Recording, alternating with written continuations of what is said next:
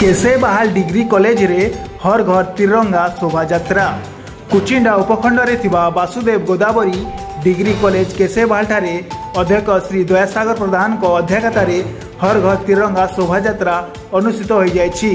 कुचिंडा उपजिलापाल श्री सर्बानंद फिताकाठी शुभ उद्घाटन करथिले। कुचिंडा उपखंड पुलिस अधिकारी प्रतिष्ठाता सभापति सजन खंडेलवाल प्रतिष्ठाता अध्यक्ष घासीराम साहू अतिथि भाव जोग देइथिले। Red cross counsellor Haresh Kumar Sahu, जातीय सेवा योजना संयोजक अधिकारी विनोद बिहारी पुसेट, अध्यापक मिलन नायक, विकास पाणी मलयबुड़ा, अध्यापिका अंजलि पटेल, यशोदा माझी तथा समस्त अध्यापक अध्यापिका और कर्मचारी मानक प्रत्येक तत्वावधान 1000 ऊर्ध्व छात्र छात्री कॉलेज परिसर एक विराट रैली रे बाहरी सहर परिक्रमा करी देशात्मबोधक संगीत एवं नृत्य स्लोगान माध्यम समग्र अंचल भक्तिमय परिवेश रे परिणत हो जाइतिला।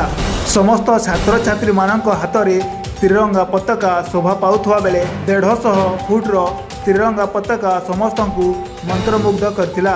आलुमनी संपादक बिजू साहू, रिंकू कुसुम, छात्री रीता किसान, बबीता पात्र, अनिता मुंडा, सुप्रीता पटेल प्रमुख विशाल जातीय पताका धरी निज निज ग्रुप मानकु शृंखलित भावे शोभायात्रा आग को बढ़ा कमांड देइथिले। कॉलेज कर्मचारी आलोक पटेल, अमीय पटेल, सुनील पटेल, अश्विनी किसान, भिकारी बेहरा, गगन पटेल, बुद्धदेव किसान प्रमुख सहयोग करथिले। समस्त नमस्कार। मो आज ये बीजेडी कॉलेज रे त्रिरंगा यात्रा पाइन आसी। सो मत बेसी खुशी लगुच ये यात्रा पाइन मो कॉलेज स्टाफ मत इनवाइट करते। सो मु ये यात्रा ए स्टार्ट करी ये आमर पूरा इंडिपेंडेंस डे कल आसब से विषय आमको स्टूडेंट्स के सहित अवेयरनेस क्रिएट करेंगे। सो से लगे मुझे बेसी खुशी लगुच ये यात्रा मुझे स्टार्ट करेंगे। Thank you. मो श्री दयासागर प्रधान, अध्यक्ष वासुदेव गोदावरी डिग्री महाविद्यालय केसेबाहाल।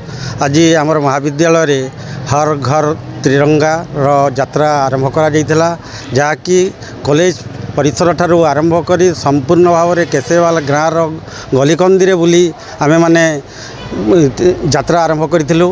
एवं यही यात्रा रे आमर मुख्य संदेश थिला बा वार्ता थिला जे लोक माननकु तिरंगा यात्रार उद्देश्य कौन, तार लक्ष्य कौन, यही संबंध में छात्र छात्री माने लोक माननकु बुझाइथिले। तार सहित यार मूल उद्देश्य थिला जे लोक माननकु जातीयता बोध सृष्टि करवा एवं देशात्मक बोध सृष्टि करवार यार मूल लक्ष्य थिला। आजिकार ये जो उत्सव रे बा रैली रे आम स्थानीय उपजिलापाल एस श्रावण से मुख्य अतिथि भाव में जोग देइथिले। तार सहित एसडीपीओ कुचिंडा से माने मध्य जोग देइथिले।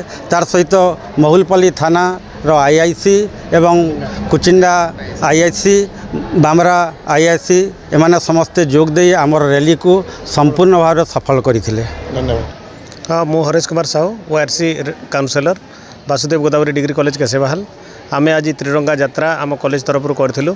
1000 ऊर्ध्व छात्र छात्री कॉलेज परिसर बाहरी केसेबाहाल सहर परिक्रमा करथिले। रास्ता रे आमे जातीय संगीत गान, जातीय संगीत रे नृत्य एवं जातीय संगीत विभिन्न प्रकार स्लोगान दे आमर छात्र छात्री माने रास्तार दुई पार्श्व जाइथिले। आमे 100 मीटर गोटे लंबा त्रिरंगा पताका धरी जाइथिलु, जहाँ लोक मानक मनरे जातीयता बोध सृष्टि करथिला। आ समस्ते खुशी रे विभिन्न प्रकार स्लोगान दे गाँ परिक्रमा करथिले। आसला परे आमे समस्त को मिष्टान्न बंटन करथिलु।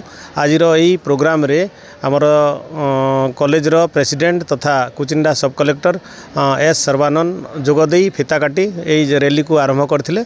एवं एसडीपीओ कुचिंडा एवं IIC Mahulpali, IIC Kuchinda, IIC Bamra समस्ते योगदान करी यही यात्रा को सफल करथिले।